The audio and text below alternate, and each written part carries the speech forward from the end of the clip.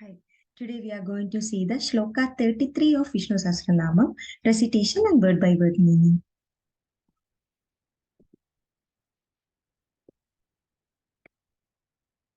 Yugaadi-krit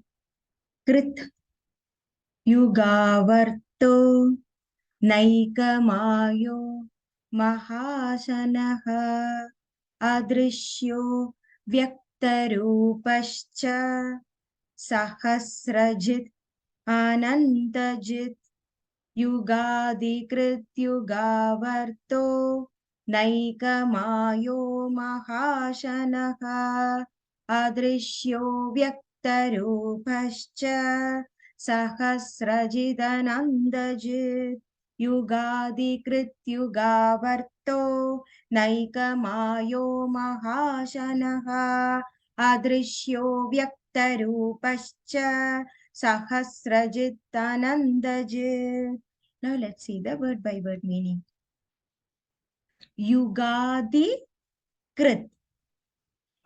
Krit means creator. Yugadi means divisions as yugas. Yugas means like there are 4 in number. Like Kritam, Tretaa, Dvaapara and Kali. So we are now in the Kali Yuga. And we already finished Kritam, Tretaa Yugam, Dvaapara Yuga. So in this Kali Yugam, Bhagavan is regulating the time because he is the Lord of time. So he is dividing the time as different ways like centuries, years, months, weeks, days, hours, minutes and seconds.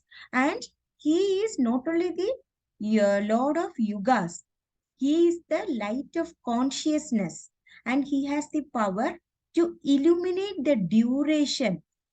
We feel that if the time is just in seconds, we sometimes feel that I felt it like it was like hours. So that feeling of duration is also controlled by Bhagavan.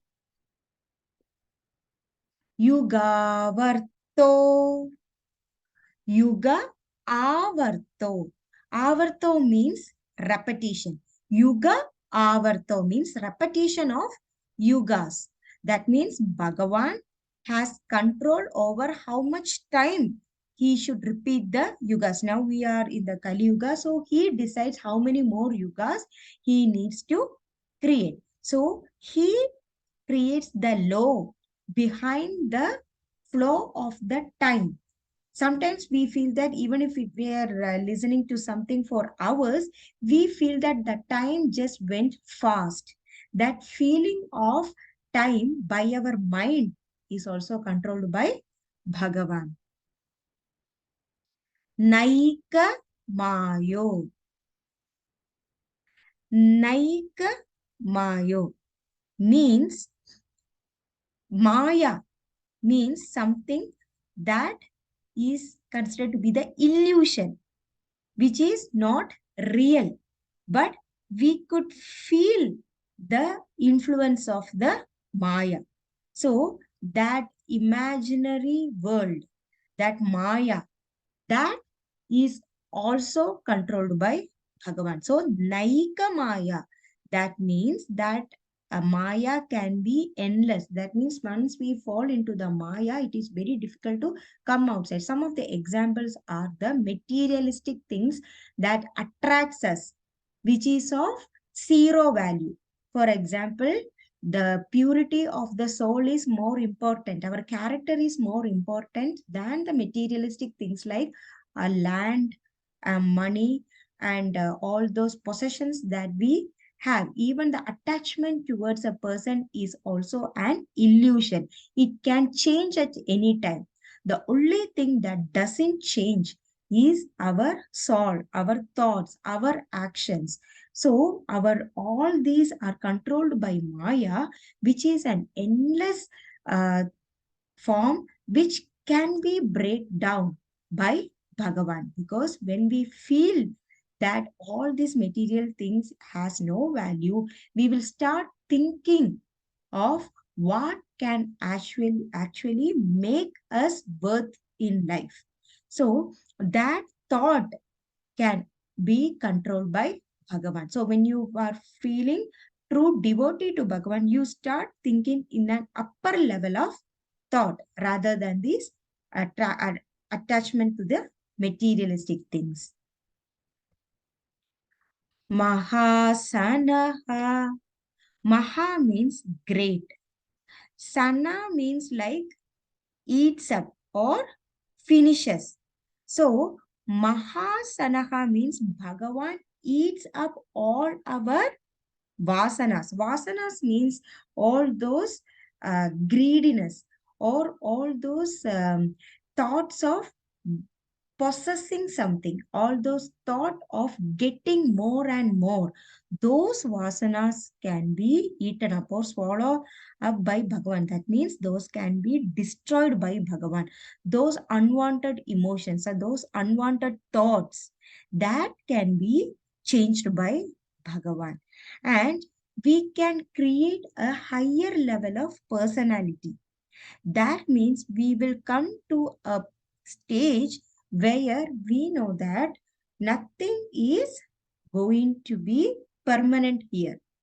Because once this soul has been departed from the body, it is also going towards the Bhagavan Vishnu to Vaikunta. So that's why Bhagavan has the power to eat up all our vasana or destroy our all unwanted thoughts and emotions. Adrisyo. Drishya means something that we can see with our eyes or sense organs. Adrisya means something which is beyond our senses. We are aware of the outer objects and thoughts and emotions, but the reality is that beyond these thoughts, beyond these actions and our perception is completely absent once you start thinking about the Bhagavan's existence. So Bhagavan is considered to be the perceiver of all the thoughts, all the things that he can see.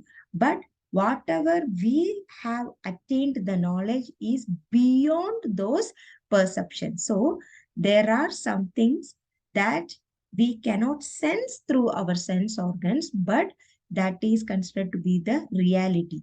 The way how the baby has been developing in a mom's womb, from that science till how the soul is departed from the body, how the heartbeat suddenly stops. Those all science is beyond our sense organs, but we are still learning through it. So that's why Bhagavan is called adrisyo. Vyaktaroopascha. Vyakta means something that has a particular form, that is vyakta. Roopascha means that can be clearly seen. The rupam is a form and that can be vyakta means clearly, that can be clearly seen.